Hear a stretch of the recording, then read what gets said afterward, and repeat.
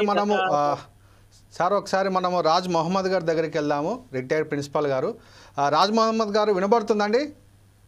వినపడుతుంది sir. Sir ఇంతకుముందు Daniel sir చెప్పినట్లు తెలంగాణ రాష్ట్రం లోపల అయితే విద్యా కమిషనర్ ఉన్నారో ఆకునూరి మురళి గారు, వారు ప్రైవేటు స్కూళ్ళను, కార్పొరేట్ స్కూళ్ళను మొత్తం రద్దు చేస్తే విద్యా వ్యవస్థ బాగుపడుతుంది. అది అసలు సాధ్యమయ్యే పనేనండి? అది ముఖ్యమంత్రి స్థాయిలో కూడా సాధ్యమయ్యే పనేనా? దీని మీద మీరు ఎవరి వల్ల కాదు సార్. అది ఈ ముఖ్యమంత్రి కాదు, ఈ రోజు పీపుల్స్ వారు వచ్చి కుర్చీ మీద కూర్చున్నా సాధ్యపడదు అది. ఎందుకంటే గవర్నమెంట్ నడిపేది వాళ్ళు. తెలంగాణ ఉద్యమానికి పునాది వాళ్ళే, బస్సులు వాళ్ళే, ఖర్చులు వాళ్ళే. అప్పుడు ఆల్టర్నేటివ్ గా కేసీఆర్ నోరు తెరవని పరిస్థితులు వచ్చినాయి.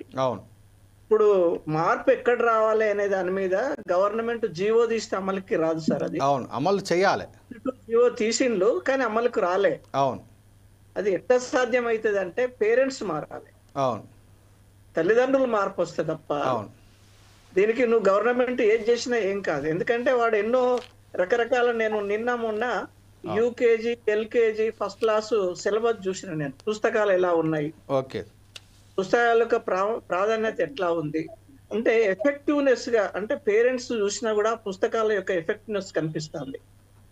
అట్లనే దానికి మీరు వెయిటేజ్ అంటే నేను చూసిన, అసలు వెయిటేజ్ ఎట్లా వస్తుంది, పిల్లలకి ఎట్లా ఉంటుంది అంటే ఆ పుస్తకాలలో క్లాస్ వర్క్ ఉంటది, హోంవర్క్ ఉంటది, పేర్ వర్క్ ఉంటది, హ్యాండ్ రైటింగ్ ఉన్నది, అట్లనే డైరీ ఉంది, దాని ఇట్లాంటి అన్ని పెట్టిండు. డిక్టేషన్ చెప్పడానికి వేరే, ఒక్కొక్క పుస్తకానికి ఉదాహరణకు మ్యాథ్స్, సైన్స్, ఇంగ్లీషు, హిందీ, ఈ పేపర్లు ఒక్కొక్క దానికి 4-5 పుస్తకాలు వచ్చినాయి, నోట్ బుక్స్. ఈ నోట్ బుక్స్ అవన్నీ పట్టుకొని రావాలి ఆయన. డైరీ డైరీ ఇవన్నీ పెట్టిన వాళ్ళు. అయితే జనం అంతా లక్షలాది రూపాయల డొనేషన్ పెట్టినా కూడా తప్పనిసరిగా అక్కడికే వెళ్తున్నారు. గవర్నమెంట్ తప్ప అది? గవర్నమెంట్ పెట్టుకోమనలేదు కదా. గవర్నమెంట్ అదే మనకు గవర్నమెంట్ స్కూల్ ఉన్నాయి, గవర్నమెంట్ స్కూళ్ళల్లో లేదు, ఇవన్నీ లేవు, ఈ డైరీలు లేవు, నోట్ బుక్స్ లేవు, ఇలాంటి చాలా తగ్గుతాయి.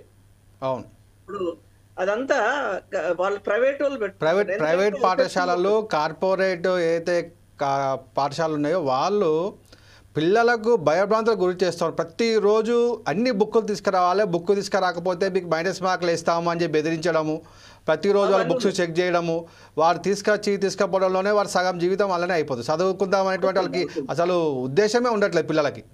అవునా కదా? నేను గవర్నమెంట్ ఉపాధ్యాయుని కాబట్టి నేను చుట్టుపక్కల పరిసరాలలో కూడా చూస్తా. ఎల్కేజీ వాళ్ళకి ట్యూషన్ ఉన్నది ఇంట్లో. ఎల్కేజీ వాళ్ళకు ట్యూషన్ ఉన్నది, యూకేజీ వాళ్ళకు ట్యూషన్ ఉన్నది, ఫస్ట్ క్లాస్ ఉన్నది.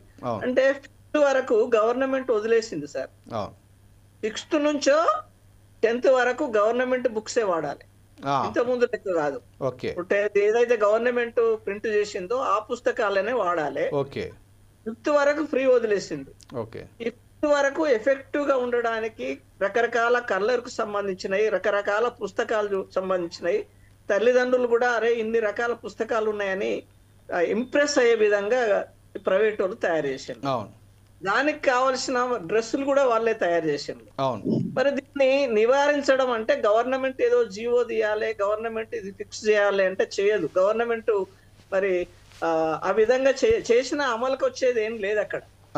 నేను అది 15లో ఒకటి చూసిన, ఇంటర్నల్ అసెస్మెంట్స్ ఉంటాయి, అది ఎస్ఎస్సికి వాళ్ళకు ఒక 20 మార్కులు వేయాలి.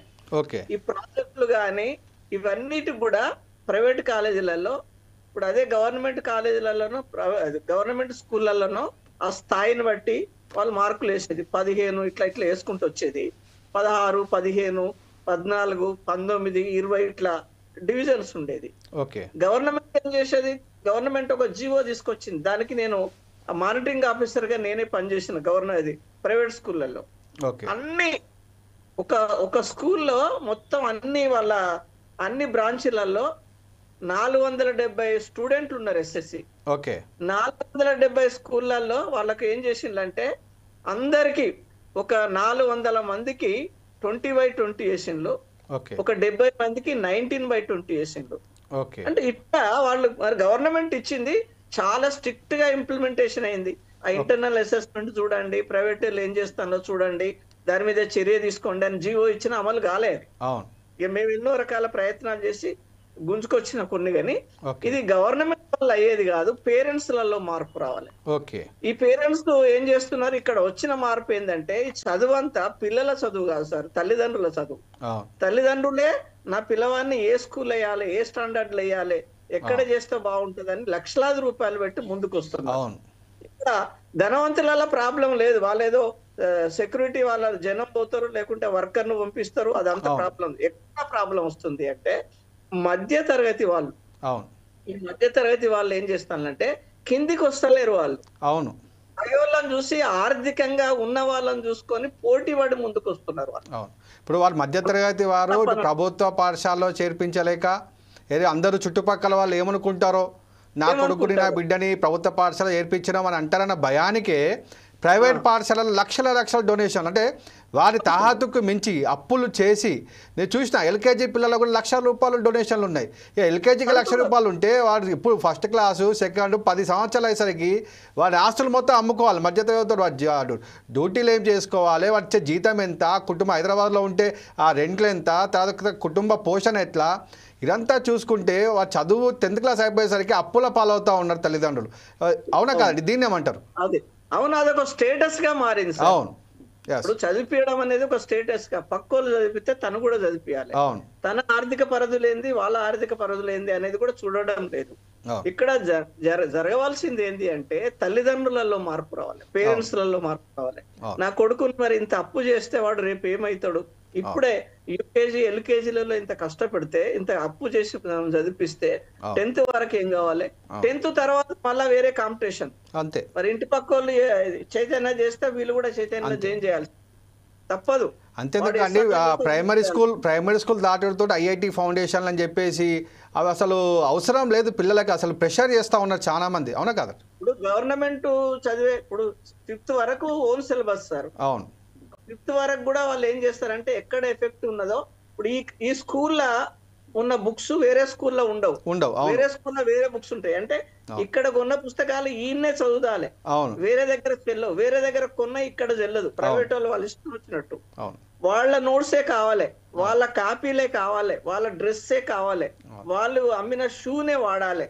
ఇవన్నీ సాక్స్ కూడా వాళ్ళే ఫ్రేమ్ చేసి పెడతారు. ఇవన్నీ వాళ్ళు చేసినప్పుడు మరి ఇక్కడ ఎవరిది పొరపాటు? పేరెంట్స్ పొరపాటు, పొరపాటు. మరి పేరెంట్స్ అప్పుల పాలై మరి ఇదంతా ఇంకా మీరు అప్పుడప్పుడు పెళ్లిళ్ళలో చూడండి, పెళ్లిళ్ళలో చూస్తాంట పిల్లల్ని తీసుకురారు. మీ పిల్లలు ఏం చేస్తాను, పిల్లాన్ని తీసుకోకుండా వచ్చినా పిల్లానికి ఎగ్జామ్ ఉన్నది, ఏం చదువుతాడంటే సెకండ్ క్లాస్. అవును, పెళ్లిళ్ళకి రావడానికి కూడా పిల్లలకు నిషేధం, వాడు ఇక్కడ కొత్త ఖరాబ్ అవుతాడు, చదవాలి. ఇంట్లో కూడా నిషేధమే. నేను స్టడీ చేసిన కాబట్టి చెప్తున్నా, వాడు రావాలే ఇంట్లో ట్యూషన్ సార్ ఉంటాడు, ఆయన వేరే నోట్స్, ఇది వేరే నోట్స్, తల్లి నోట్స్ రాయించాలి, తల్లి కొన్ని డిక్టేషన్ తల్లి చేస్తా ఉంటది, పేరెంట్స్ వేరే చూస్తా అంటారు. మళ్ళీ వాడు ఎక్కడ ఉండాలి, రాగానే ట్యూషన్ వెళ్ళాలి, మళ్ళీ రావాలి, పుస్తకాలు పట్టుకొని కూర్చోవాలి. వానికి ఏ జనం అవసరం లేదు, ప్రజలు కూడా అవసరం, తల్లిదండ్రులు కూడా అవసరం లేదు. కనీసం తల్లిదండ్రులు చిన్న పిల్లవాడిని కూడా కూర్చున్నబెట్టి అందరూ కూర్చొని కలిసి అన్నం తినే పరిస్థితులలో కూడా లేదు. తల్లి సీరియల్ చూస్తుంది, తండ్రి ఏదో డ్యూటీ చేస్తాడు, ఆ సీరియల్ ముందడ పెట్టుకుంటారు, అందరు కలిసి తింటారు. దర్శన్ గారు ఏదో చెప్పబోతారు, ఒక్క నిమిషం. దర్శన్ గారు ఏదో ఫింగర్ రేజ్ చేశారు. దర్శన్ గారు చెప్పండి ఒకసారి. నేను రాజా మహమ్మద్ సార్